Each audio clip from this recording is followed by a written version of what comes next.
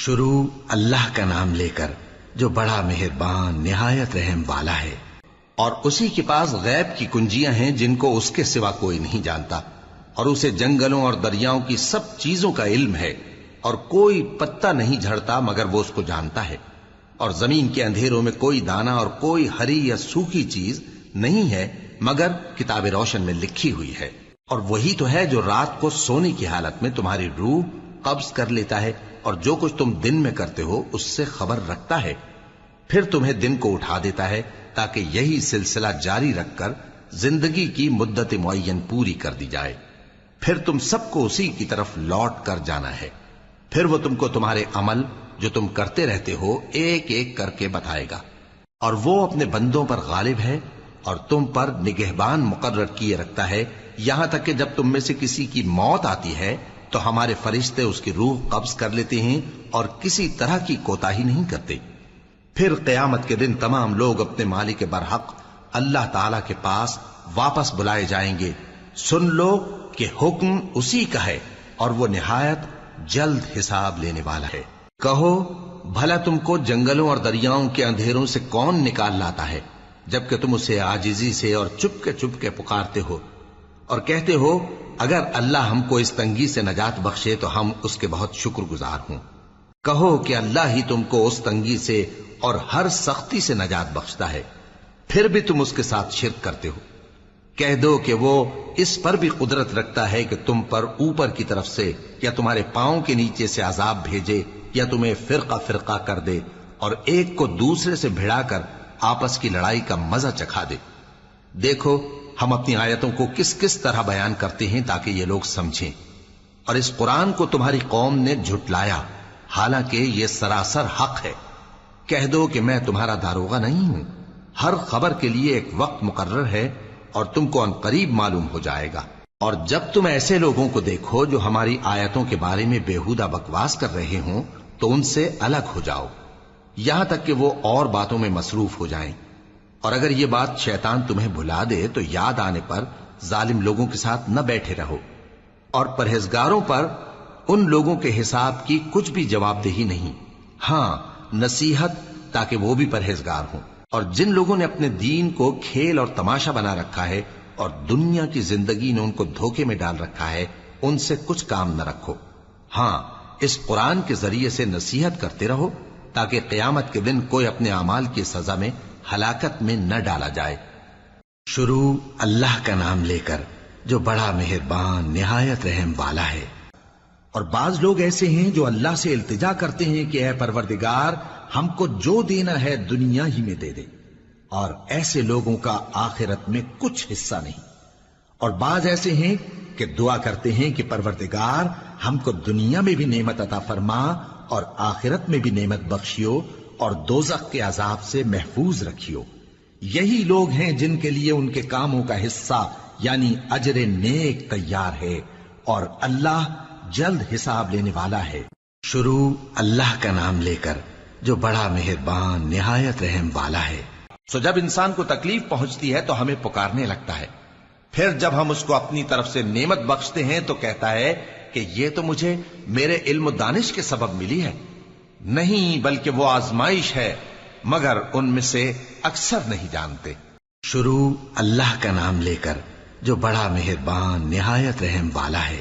انسان بھلائی کی دعائیں کرتا کرتا تو تھکتا نہیں، اور اگر اس کو تکلیف پہنچ جاتی ہے تو نا امید ہو جاتا ہے، آس توڑ بیٹھتا ہے، اور اگر تکلیف پہنچنے کے بعد ہم اس کو اپنی رحمت کا مزہ چکھاتے ہیں تو کہتا ہے کہ یہ تو میرا حق تھا اور میں نہیں خیال کرتا کہ قیامت برپا ہو، اور اگر قیامت سچ مچ ہو بھی اور میں اپنے پروردگار کی طرف لوٹایا بھی جاؤں تو میرے لیے اس کے ہاں بھی خوشحالی ہوگی۔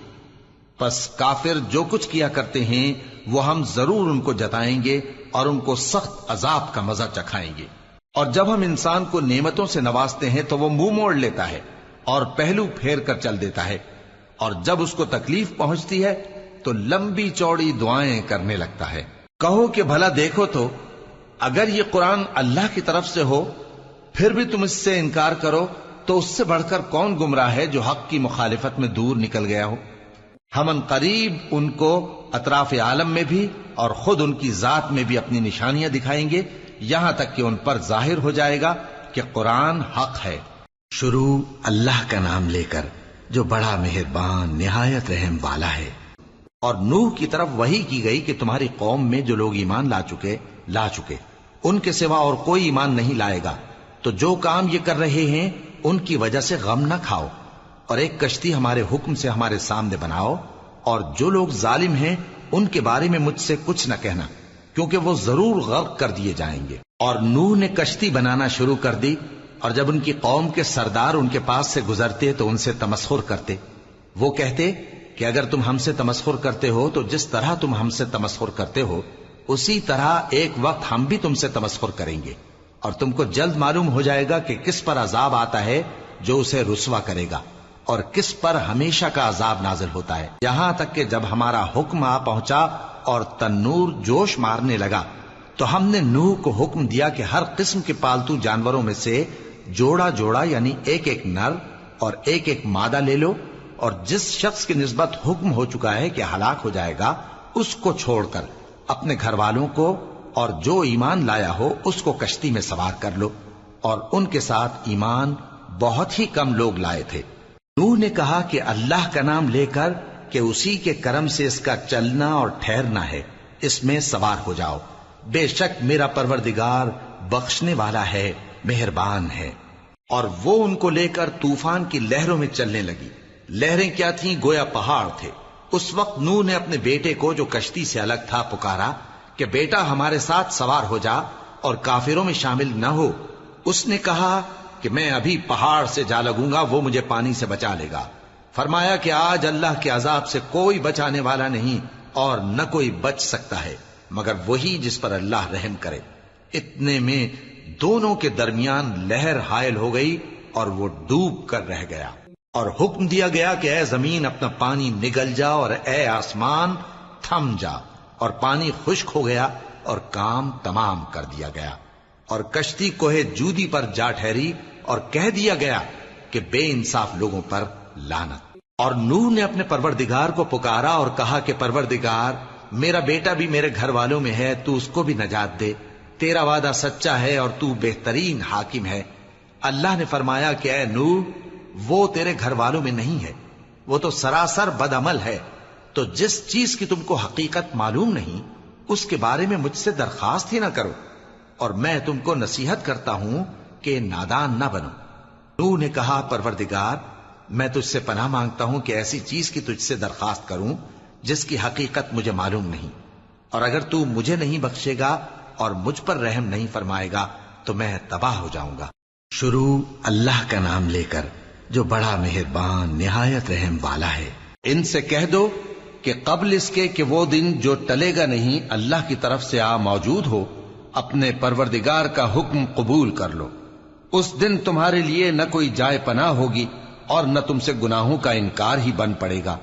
پھر اگر یہ منہ پھیر لیں تو ہم نے تم کو ان پر نگہبان بنا کر نہیں بھیجا، تمہارا کام تو صرف احکام کا پہنچا دینا ہے، اور جب ہم انسان کو اپنی رحمت کا مزہ چکھاتے ہیں تو وہ اس سے خوش ہو جاتا ہے، اور اگر ان کو انہی کے اعمال کے سبب کوئی سختی پہنچتی ہے تو سب احسانوں کو بھول جاتا ہے۔ بے شک انسان بڑا ناشکرا ہے۔ تمام بادشاہت اللہ ہی کی ہے، آسمانوں کی بھی اور زمین کی بھی۔ وہ جو چاہتا ہے پیدا کرتا ہے، جسے چاہتا ہے بیٹیاں عطا کرتا ہے اور جسے چاہتا ہے بیٹے بخشتا ہے، یا ان کو بیٹے اور بیٹیاں دونوں عنایت فرماتا ہے، اور جس کو چاہتا ہے بے اولاد رکھتا ہے۔